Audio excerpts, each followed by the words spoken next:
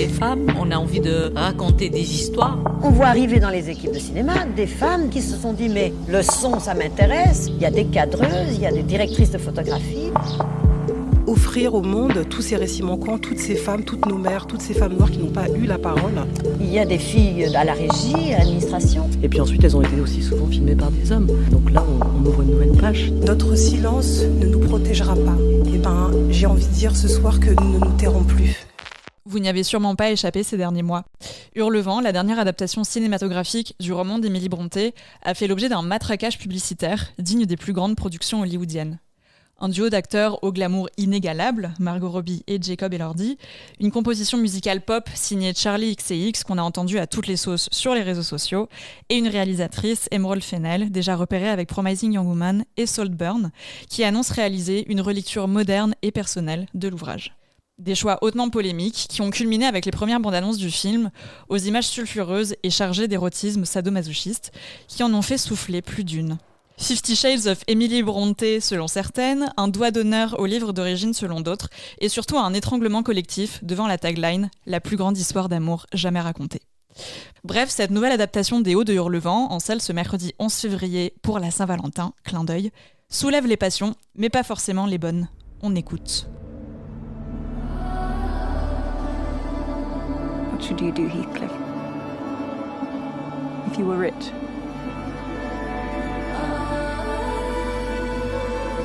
I suppose I'd do what all rich men do.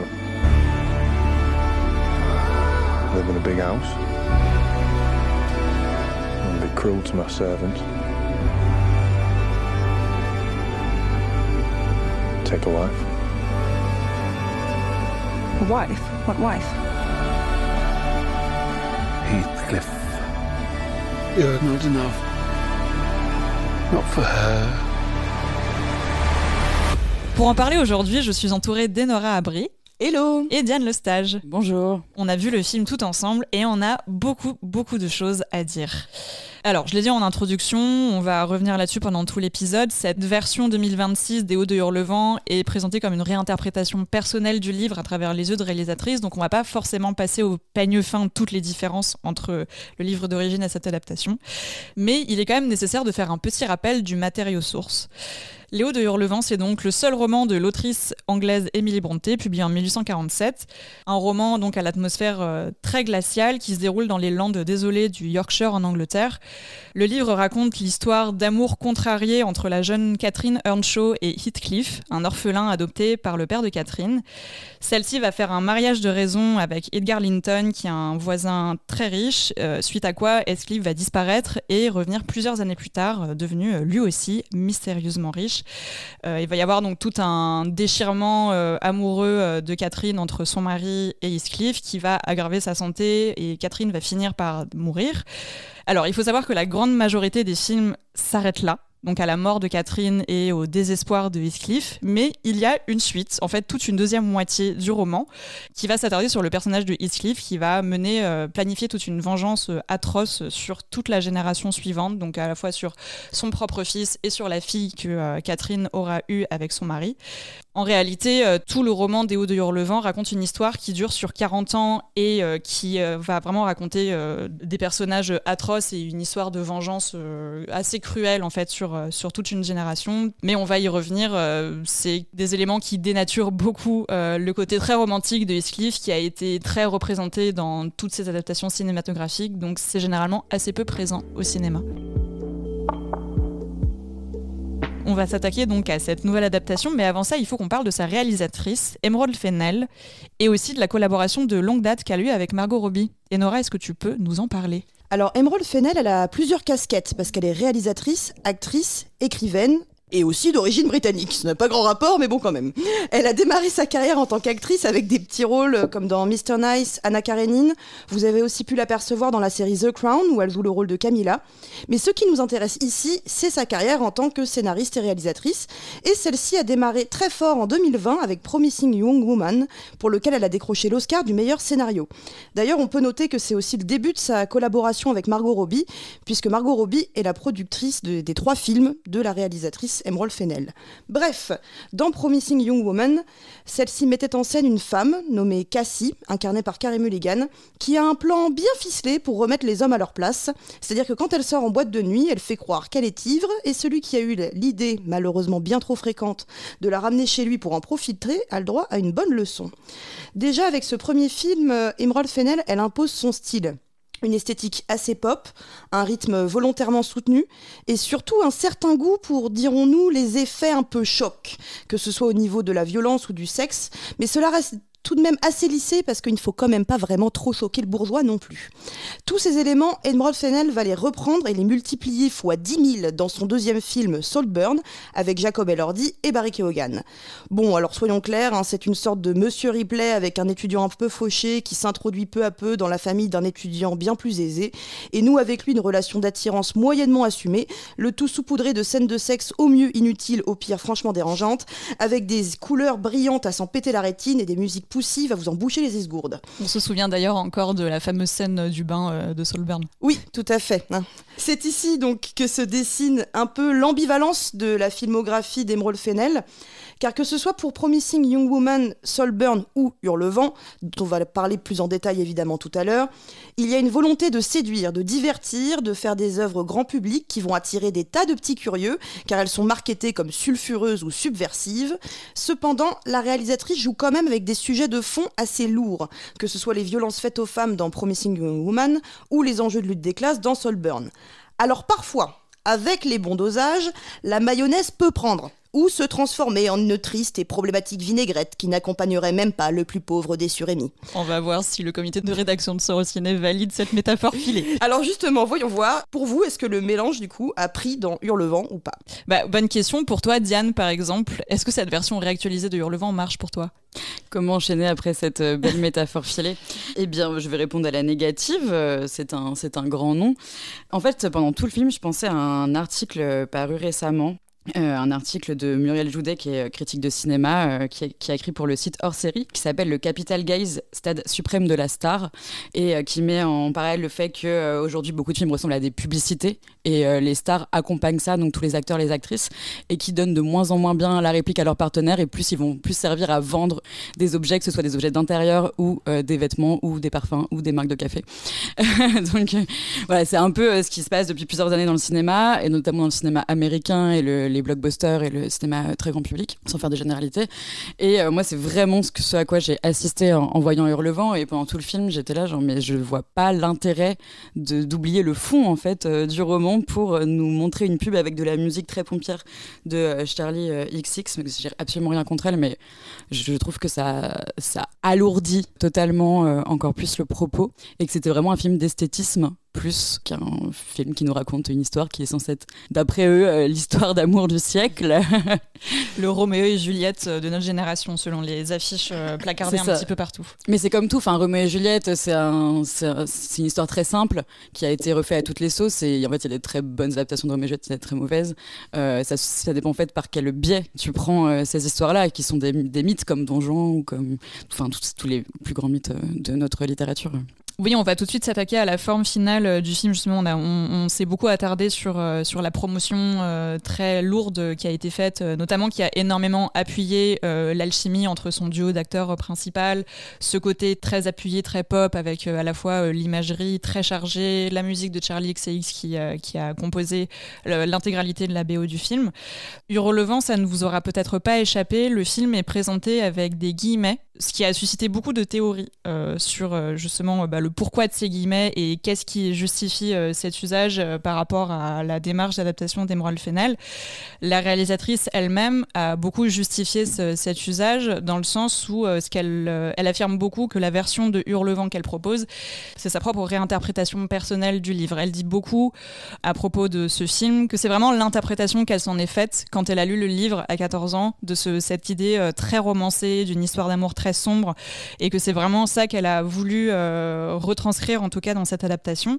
Donc il y a ce côté très sensoriel du film qui représente justement sa vision très personnelle de l'ouvrage, et c'est notamment appuyé aussi par une esthétique qui est très chargé, qui mélange énormément de registres, à la fois avec une imagerie très surnaturelle au niveau de plein de paysages. Par exemple, tous les paysages de la lande sont représentés de manière avec un côté très surnaturel, des couleurs très appuyées, et en même temps aussi tout un hommage à un certain cinéma classique de l'âge d'or d'Hollywood des années 40 et 50 par exemple.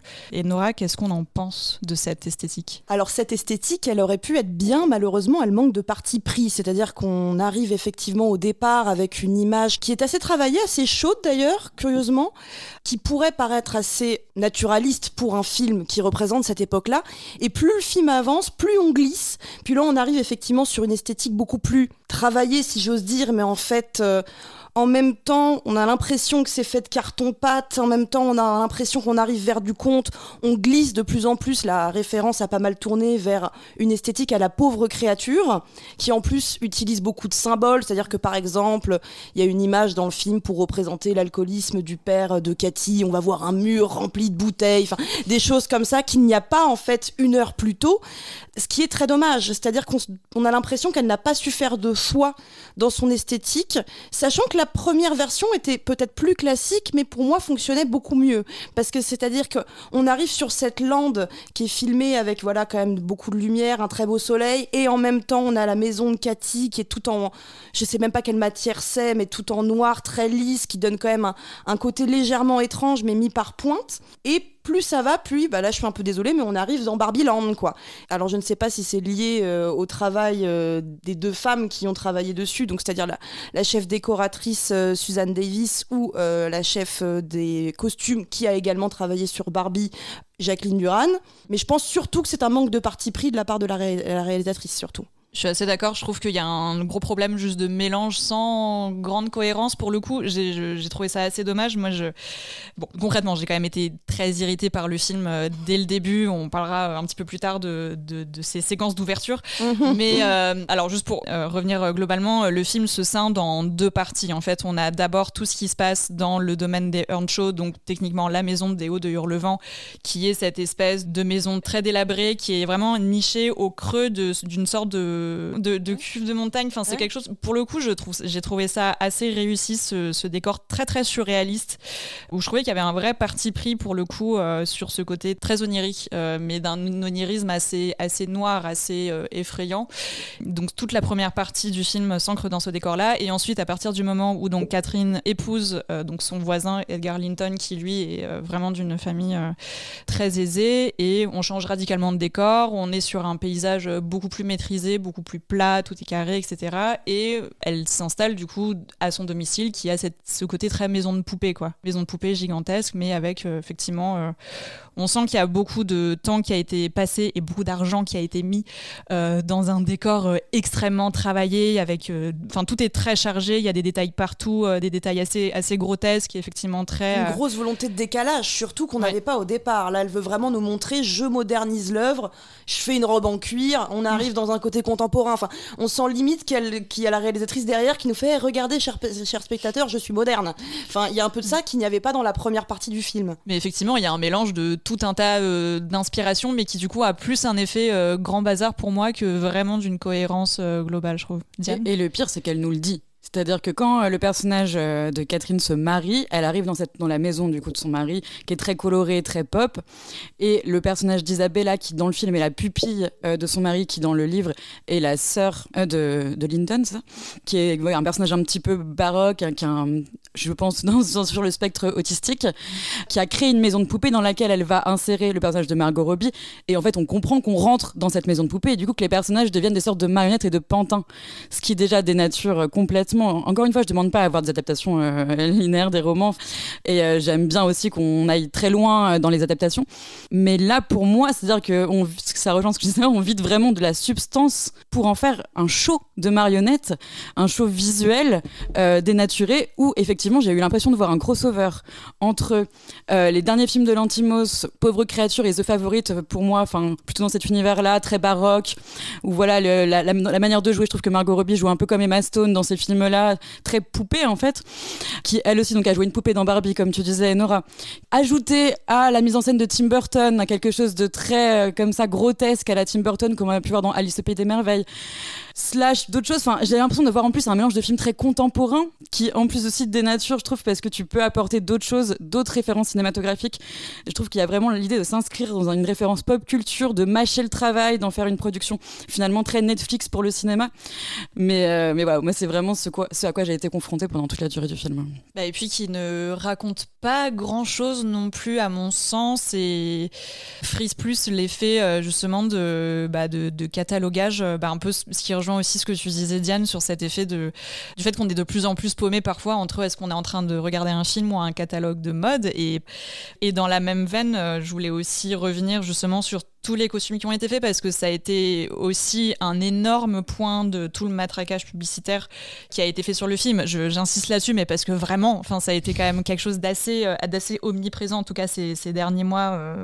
Si vous êtes un petit peu sur les réseaux sociaux, mais en tout cas ça a été énormément relayé, commenté, etc. Et notamment ce côté très décalage sur les choix des costumes de Margot Robbie. Il y a vraiment eu tout un pan du marketing du film qui a été axé là-dessus, sur le côté très anachronique de ces costumes, très riche, très fourni, et évidemment dans des couleurs et des matières qui sont ouvertement anachroniques. Et ça en soi, c'est pas du tout cet anachronisme en soi qui pose problème. Ça avait déjà été très critiqué. Une grosse référence de ce recours-là, c'est dans Marie-Antoinette de Sofia Coppola, pas tant sur les costumes en soi, mais vraiment sur ce côté de reprendre un récit historique et en faire une mise en scène très anachronique pour justement souligner parfois certains ressorts qui sont toujours d'actualité, ou en tout cas apporter une mise en scène plus pop et plus actuelle dessus.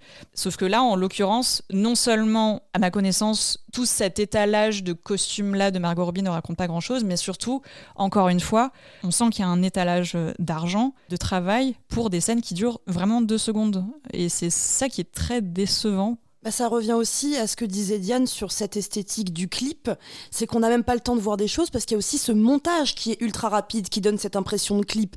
Alors ça peut aussi être parfois pour cacher la pauvreté d'un chant contre chant perpétuel, on va pas se mentir, mais il y a cette idée-là il faut que les séquences s'enchaînent très vite, donc il faut que Margot Robbie change de robe toutes les 3 secondes parce qu'on a peur que le spectateur s'ennuie, comme effectivement dans un clip de pop des années 2000, c'est la même chose. Et en fait c'est dommage, parce que pour moi, un des personnages les plus importants de ce texte, c'est les Landes. En fait, c'est le paysage. Et un paysage qu'on nous a donné à voir quand on le lit, en fait, on l'imagine, on le ressent justement. Enfin, je veux dire, la réalisatrice parle de sensations et tout. Et pour moi, les sensations, elles sont dans ce paysage. Elles sont dans ce paysage qui amène aussi les fantômes, etc. Enfin, tout un univers. Limite, en le lisant, on le sent, mais aussi par l'odeur, par le toucher, par tout. Enfin, en fait, voilà, je sais pas comment dire, mais c'est quelque chose de très, très, très fort. Et en fait, on a envie d'être dans ces Landes. Et là, ces Landes, elles sont d'une pauvreté. À part, comme tu le disais aussi, Nora, au début, genre où il y a quelques plans qui sont jolis, qui sont mystérieux, pourquoi pas, mais en fait, après il y a des bruits de vent. Oui, mais il y en a beaucoup. Ça, ouais, elle appuie beaucoup dessus. Non, mais ajouter à du violon, parce que en fait, moi, j'aurais aimé avoir des bruits de vent, mais qui soient seuls, parce que la solitude, c'est aussi, on est dans un endroit solitaire, il y a très peu de personnages, dans un endroit très pauvre, très solitaire. À quel moment on le ressent, puisque ça va trop vite. Je comprends pas en fait l'intérêt de ce. En fait, je comprends pas l'intérêt de ce film. Et mais vraiment. Ça y est, les choses sont dites, vous pouvez arrêter d'écouter, voilà, c'est bon. En fait, je comprends pas ce qu'apporte ce film. Je comprends pas ce qu'elle veut raconter. Je ne comprends pas ce que ces acteurs jouent. Je ne comprends rien. Et alors, tu parlais d'acteurs. C'est une excellente transition, Diane. Merci. Parce que c'est impossible qu'on n'en parle pas en fait de ce choix du casting qui a été très controversé. Donc Margot Robbie pour jouer Catherine Earnshaw et Jacob Elordi pour jouer Heathcliff. Un choix controversé à plein de niveaux et dont on ne va pas forcément citer toutes les formes de polémique qui ont eu dessus, mais une des plus intéressantes et je pense que c'est important qu'on s'y attarde aujourd'hui, c'est justement sur ce choix de Jacob Elordi pour jouer Heathcliff qui, pour rappel, on en a déjà un petit peu parlé quand on avait fait notre épisode dédié au cinéma d'André Arnold qui, elle aussi, a proposé une adaptation des Hauts de Hurlevent, que pour rappel, je trouve pas forcément très réussi, mais qui en tout cas pour plein d'aspects, et notamment pour le choix de son acteur pour incarner Heathcliff, James Howson, qui est un personnage noir. C'est effectivement un des grands commentaires qui ont été faits sur cet ouvrage, Les Hauts de Hurlevent, où le personnage d'Heathcliff à énormément d'endroits de l'histoire est présenté comme un personnage très certainement racisé, ou en tout cas subissant une forme de discrimination raciale assez évidente dans le livre. Un élément qui, à part pour Andrea Arnold, a été mis de côté par la grande majorité des réalisateurs, parce que ce sont tous des réalisateurs qui ont pris à bras-le-corps cette démarche d'adaptation. Et Emerald Fennell n'a du coup pas dérogé à la règle, puisque quand elle a annoncé donc choisir Jacob Elordi, donc un acteur blanc et très bankable aujourd'hui, en tout cas ça faisait très peu inspiré, je trouve, comme choix de casting, ce duo-là. Qu'est-ce que ça donne ? Non mais juste pour rebondir, c'est surtout toujours des jeunes premiers, très beaux gosses quoi, très blancs, très petit écolés, enfin que ce soit Laurence Olivier à l'époque. Oui, dans la version de 1939. Ouais, c'est ça, de William Wyler, qui est c'était quand même un très bel acteur, il était connu pour ça aussi. Ou Ralph Fiennes, qui sont quand même des physiques comme ça, assez charismatiques. C'est quand même assez dommage. Et comme tu le dis en plus, le personnage, on ne sait pas vraiment de quelle couleur de peau il est, mais en tout cas, il quand même dit que c'est quand même un bohémien. Il est quand même issu, en tout cas, de l'immigration à un moment donné. C'est vraiment dommage en fait de ne pas exploiter ça et d'en faire juste un couple glam. Ce qui après, je trouvais ça pas inintéressant comme choix de cast personnellement, parce que Jacob Elordi, on va peut-être y revenir un petit peu, mais je trouvais que en tout cas il y avait un bon potentiel à la base. C'est quand même un acteur qui a été aussi révélé dans son rôle notamment de Nate dans Euphoria, où il y avait vraiment quelque chose d'extrêmement violent, une violence physique très ouverte, mais aussi de quelque chose de très sourd, d'une violence très sourde dans son personnage là. Et en l'occurrence, à ce moment-là, moi je l'avais trouvé très bon, et je me disais il y avait peut-être un bon potentiel en tout cas pour en faire justement une interprétation de ce personnage de Heathcliff, qui est quand même vraiment quelqu'un de très très violent, quelqu'un pour qui on a de l'empathie parce qu'il subit énormément de violences de classe et de violences raciales, mais qui justement se venge d'une manière atroce, que ce soit dans ce qu'on voit dans le film et même par ailleurs dans la suite du livre. Et j'ai pas l'impression que ces attentes aient vraiment été honorées. Et Nora lève les yeux au ciel. Non, mais c'est-à-dire que moi, je le comparerais limite au Valmont de Vincent Lacoste dans Merteuil, quoi. Il y a rien. Il articule même pas, les yeux sont vides. Non, mais c'est terrible. C'est que là, on sent qu'il a très clairement pas eu envie de jouer. Il était en off.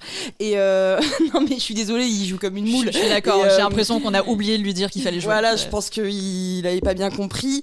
Et il était en vacances dans les Landes avec Margot Robbie. Et c'est ça, il avait pas capté, je pense. Et il y a la performance qu'il a donnée, mais je pense que c'est aussi la direction. On voit bien déjà que la réalisatrice adore le personnage d'Heathcliff, donc finalement elle veut pas forcément le montrer comme quelqu'un de violent, et si c'est le cas, évidemment, et ça on va en revenir beaucoup derrière, mais la violence est très érotisée, on l'excuse limite à chaque fois qu'il va rien qu'hausser la voix, ce qui donne finalement aucune profondeur au personnage. On n'arrive pas à comprendre la véritable violence d'Heathcliff, ce qui évidemment pour Jacob Elordi ne donne pas une grande matière de jeu. Et en face, on a Margot Robbie, on parlait du casting tout à l'heure, moi ce qui m'embête aussi là-dedans, c'est l'âge. Il y a quand même une femme de plus de 35 ans qui joue une gamine de 17 ans. Alors oui, on n'est peut-être pas obligé de mettre 17 ans, on aurait pu prendre quelqu'un de l'âge de Jacob Elordi, donc 27-28 ans, je sais plus quel âge il a. Mais là, on enlève encore une fois, on vide le roman de sa substance. C'est quand même des gamins qui sont élevés dans un environnement assez violent, qui eux aussi deviennent violents entre eux et qui ensuite ont des enfants qui eux aussi deviennent violents. Il y a toute cette histoire du trauma transgénérationnel et de la manière dont on est éduqué. Et là, on enlève toute cette substance-là pour effectivement en faire juste une histoire d'amour un peu toxique qui se vend bien, quoi. Tout est vidé rien que par le choix du casting dès le départ. Et puis même sur ce côté, justement, l'histoire commence vraiment quand ils sont adolescents. Alors je veux bien, on n'est pas obligé évidemment de faire une adaptation stricto sensu. On peut supposer que le couple est plus âgé, disons peut-être 20-25 ans, mais disons que même par rapport à toute l'histoire qui est adaptée dans le film, il y a ce côté très d'éveil, et notamment de l'éveil sexuel, qui est un gros thème du film. Et le personnage de Cathy, en plus, il y a j'ai l'impression de voir autant autant Jacob Elordi est en sous-jeu, limite, j'ai l'impression qu'il fait du silent quitting, il fait plus le taf en attendant qu'on le vire. C'est un film en ASMR. et Margot Robbie, à l'inverse, fait un peu du cabotinage pour moi, pour essayer de coller à cette espèce de tempérament irascible, capricieux, très nerveux, très méchant aussi, avec beaucoup de méchanceté assez gratuite, ce qui est le personnage de Cathy, justement. C'est un personnage qui est très mal aimable. Et le fait que ce soit joué, pour le coup, je veux dire, la question de l'âge en général chez les femmes n'est pas censée être une question, mais là, en l'occurrence, il y a quelque chose un petit peu, je veux dire, je veux bien faire une suspension de crédulité en regardant les films, mais là, il y a quelque chose pour moi qui ne colle pas, parce que j'ai l'impression vraiment de voir des adultes jouer des enfants. Et du coup, il y a un décalage total qui est presque un peu, à la limite que soit assumé, je dirais d'accord, mais là, qui du coup rend le film assez ridicule, je trouve. Et pour revenir sur ce qu'on disait tout à l'heure, en fait, je me dis, mais si t'as envie de raconter une histoire d'amour comme ça, un peu glam, violente, en fait, écris ta propre histoire. Enfin, en fait, je vois pas l'intérêt de s'associer à une adaptation, de s'associer à un livre, alors que dans tous les cas, quand on écrit quelque chose, on est influencé par ce qu'on a lu, par ce qu'on a vu. Donc, elle pouvait mettre, de ce que, comme tu dis, elle a fantasmé de ce livre, elle pouvait le mettre dans une autre histoire, qui serait son histoire, pas à elle, au sens biographique, mais en tout cas écrit par elle. Il y a l'argument marketing en premier, ça vend beaucoup. Les gens identifient quand même les Hauts du Hurlevent, donc ils en ont déjà entendu parler, donc ils ont envie d'aller voir le film. Ça, il y a ça en premier.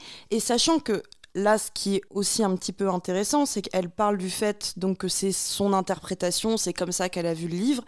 Et malheureusement, elle n'est pas la seule.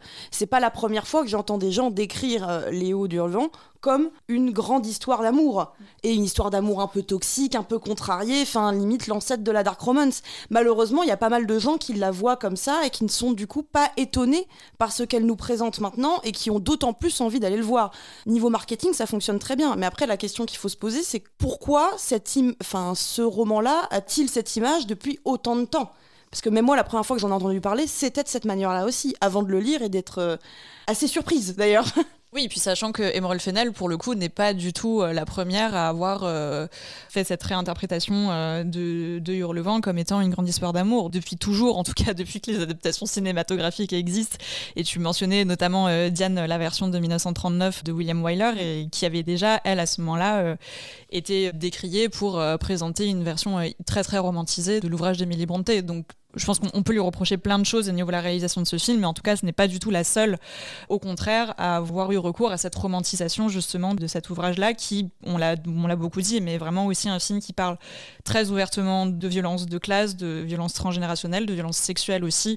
C'est quelque chose qui est très présent, de violence sur des enfants, sur des animaux. Enfin, c'est vraiment, il y a quelque chose de très cruel. Et Hurlevent, quand le livre était sorti, ça avait quand même eu une réaction assez radicale de la part de son public en disant comment est-ce qu'on a pu publier un truc pareil qui est aussi noir, quoi. Je pense qu'une différence assez fondamentale, c'est que tout ce qu'on disait justement sur le fait que c'est un ouvrage violent, c'est des personnages qui sont violents, des personnages qui sont cruels. La relecture qui est faite pour le coup dans ce film-là, c'est l'idée que ils sont cruels, mais on ne leur reproche pas vraiment de l'être, parce qu'en face, ça plaît. Et que ça s'inscrit dans une thématique justement d'éveil sexuel qui est marquée par la présence de la violence et que cette violence devient attirante.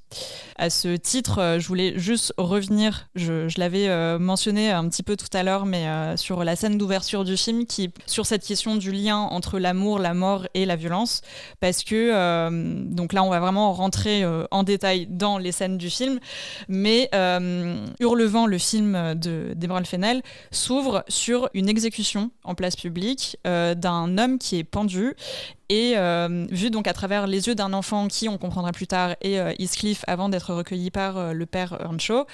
Et donc il y a cet homme qui est pendu et au moment de mourir, le public constate qu'il est en train d'avoir une érection puisque ça transparaît à travers son pantalon.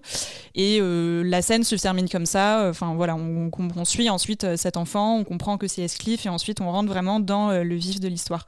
Et bon, on était ensemble pendant cette projection. J'étais notamment à côté de Margot qui n'est pas là avec nous aujourd'hui pour cet enregistrement malheureusement. On était à 5 secondes du film, elle était déjà en train de souffler très fort. Parce qu'effectivement, il y a quelque chose vraiment, tu parlais de gros sabots sur Promising Young Woman, mais là, c'est compliqué de faire plus.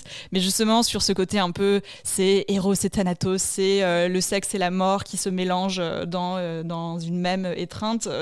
Voilà, je pense que cette scène-là d'ouverture ne pouvait pas mieux représenter d'une certaine manière ce qui va être tout le film, c'est-à-dire vraiment cette imbrication entre la violence et le sexe, et qui du coup est effectivement une relecture vraiment du rapport qu'ont les personnages de Hurlevent à la violence, mais là du coup réinterprété sur une question vraiment de sexualité et de comment cette violence est entremêlée à une découverte sexuelle, quoi. Et Nora, je t'ai vu lever les yeux au ciel, c'est impossible de les lever plus haut c'est mes skills particulières. Quand j'ai parlé de cette scène d'ouverture, est-ce que tu veux réagir?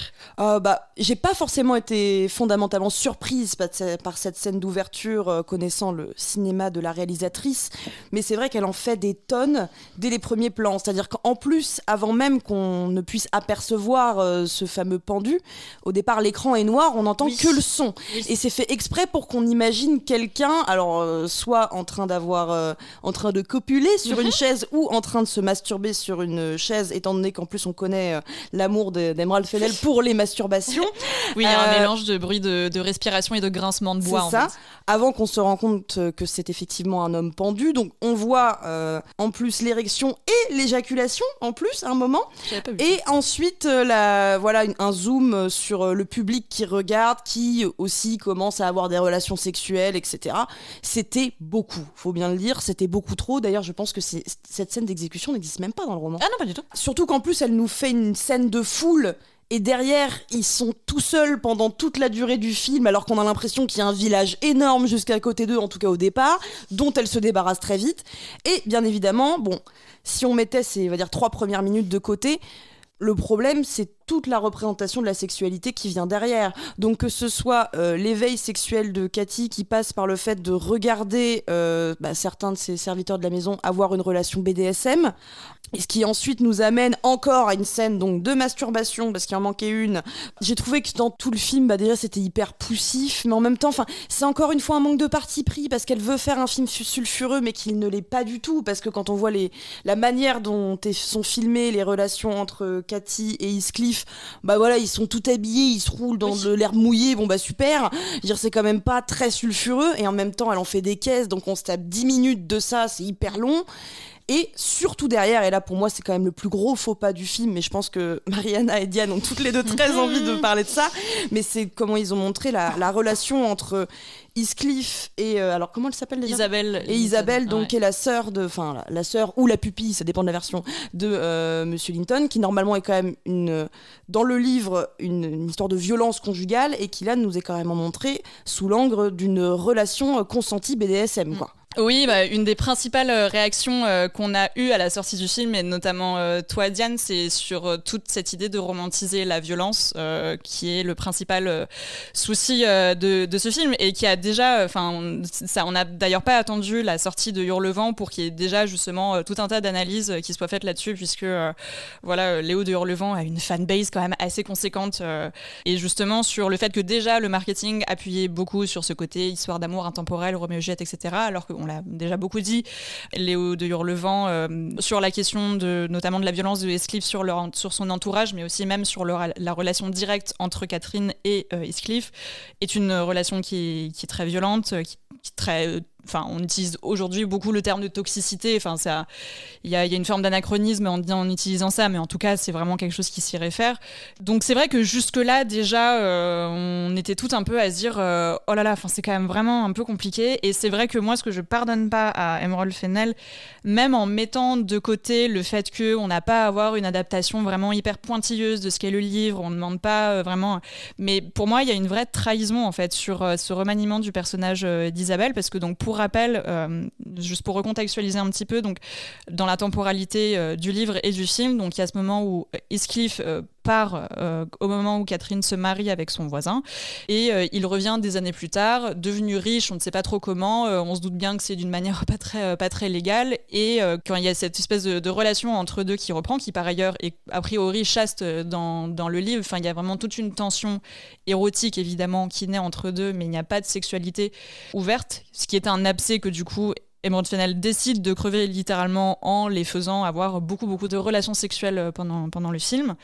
Et donc Heathcliff à ce moment-là, pour un petit peu commencer à se venger, il va décider de séduire donc la sœur ou la pupille, selon le livre ou le film, du mari de Catherine. Dans le livre, ce qui se passe, je pense que c'est quand même important là pour le coup de vraiment recontextualiser ce qui se passe. Heathcliff comprend qu'il a un ascendant sur Isabelle parce qu'elle est folle de lui, parce que c'est une jeune femme qui est en proie à son désir sexuel et qu'elle elle est complètement obnubilée par ce désir qu'elle a. Il s'enfuit donc avec Isabelle, il l'épouse et par la suite, il y a une relation extrêmement violente qui s'installe parce que lui, c'est ouvertement dit là-bas, la viole, la torture. C'est des choses qu'elle dit plusieurs fois parce qu'elle fait des appels à l'aide à son frère et à la servante de son frère en demandant vraiment, en faisant des appels au secours.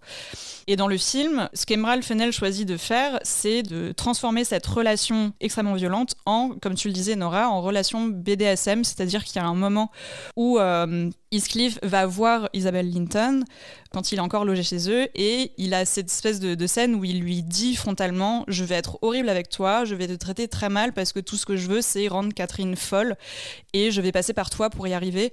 Est-ce que tu as encore envie de moi ?» Et on comprend qu'elle dit oui parce que dans la scène d'après, ils sont en train de se marier. Et puis il y a la demande de consentement du coup. Oui, c'est ça, il y a une demande de consentement qui est dans le BDSM, c'est-à-dire qu'il lui demande chaque étape.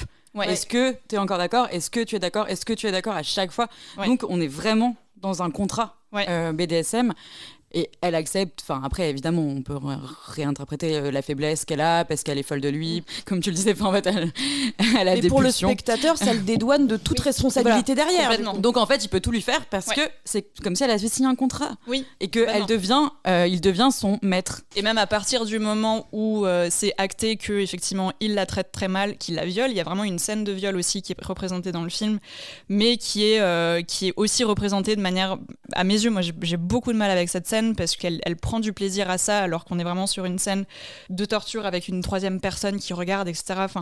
Et par ailleurs, il y a une dernière scène à laquelle je voulais venir, c'est qu'à un moment où donc Nellie, qui est la servante qui traverse toute l'histoire et qui à ce moment-là, chez les Linton, va chercher donc cette Isabelle en lui disant « c'est fini, tu rentres à la maison », qui est par ailleurs du coup une scène où à ce moment-là, c'est quelque chose qui dans la bande-annonce, on voit donc Isabelle enchaînée à la cheminée en train de faire le chien, et Isabelle lui dit « ça suffit, on rentre à la maison, tu viens avec moi », et elle refuse en disant « I am home », c'est ici chez moi en fait. Et moi je pardonne pas ça parce que on a beaucoup parlé de la dark romance notamment dans notre épisode sur Twilight et justement sur le fait qu'on pouvait aussi beaucoup apprécier la dark romance d'une manière éclairée justement parce que la dark romance et la représentation de certaines violences érotisées peuvent être aussi le reflet des violences vécues dans la vraie vie par beaucoup de femmes.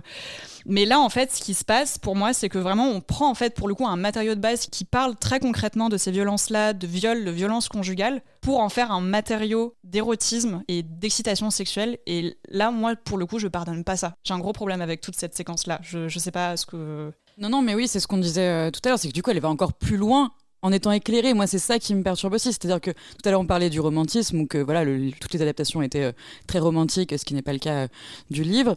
Mais là, elle va encore plus loin. Mais après, je vais faire que me répéter en disant, elle avait en fait la possibilité justement d'aller ailleurs et pour moi, elle va plus loin dans ce qu'il y a de plus abject dans ce qu'on peut faire en fait de cette matière.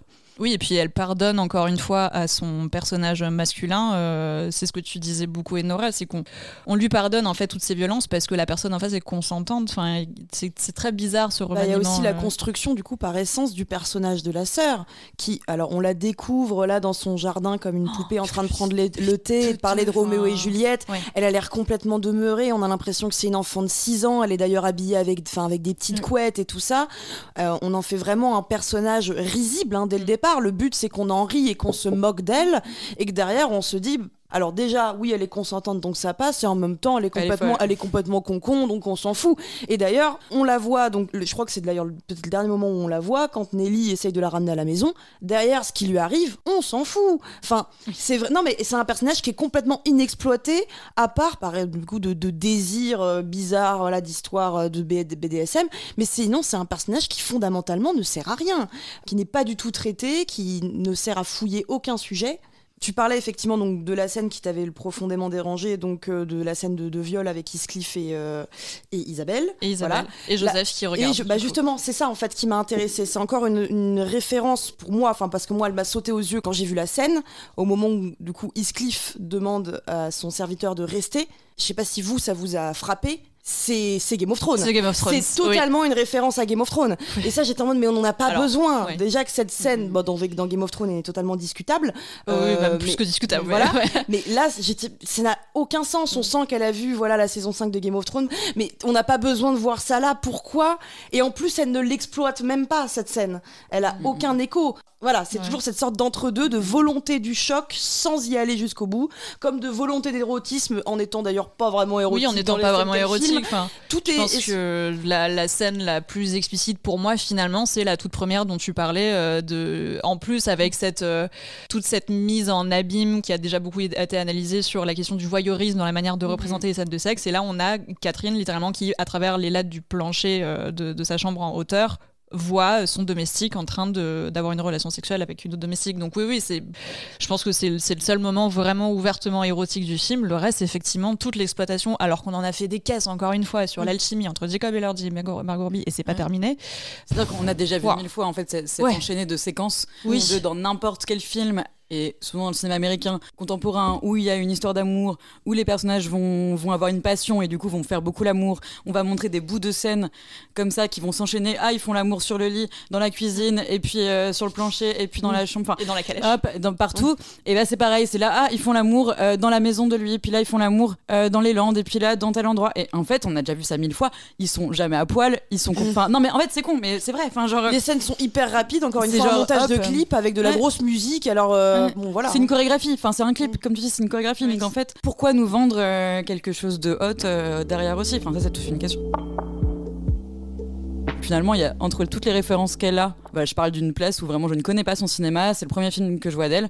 Je ne vois pas trop qui est cette réalisatrice en fait. En quoi c'est une réalisatrice du coup ? On n'a pas non plus parlé justement de quelque chose qui, moi, je pensais allait être très présent, c'est la question de la violence de classe, parce qu'on parle de la réalisatrice qui a quand même fait Saltburn. Alors, certes, je sais, ne fait pas consensus au sein de la rédaction pour le coup, je trouve que c'est un bon film de divertissement. Je trouve quand même assez appréciable, même si, effectivement, c'est un film qui reste assez creux, et dans lequel la violence de classe est le sujet principal du film. En fait, quand j'ai vu que c'était Emerald Fennell qui allait réaliser cette adaptation, je me suis dit, c'est évident pour moi qu'elle va utiliser le personnage d'Heathcliff pour justement reprendre un peu ce discours très Eat the Rich, parce que c'est beaucoup l'idée de Hurlevent aussi en plus poussé, mais sur l'idée que quelqu'un qui a été vraiment roulé dans la boue, traité de manière extrêmement violente pour sur tout un tas de thèmes de classe et de race, revient, se venge, devient propriétaire de la maison dans laquelle on l'a battu et ensuite se venge sur des générations. Je me suis dit, c'est évident pour moi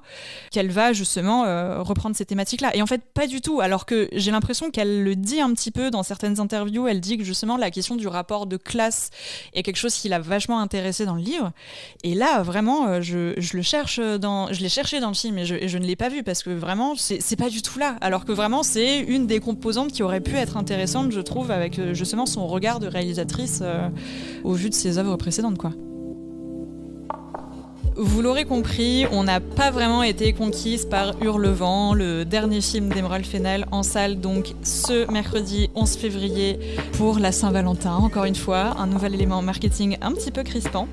Néanmoins, n'hésitez pas à nous faire vos retours sur le film ou sur cet épisode s'il vous a plu. On vous remercie de l'avoir écouté jusqu'au bout. Merci Diane. Merci à toi. Et merci Enora. Merci à vous.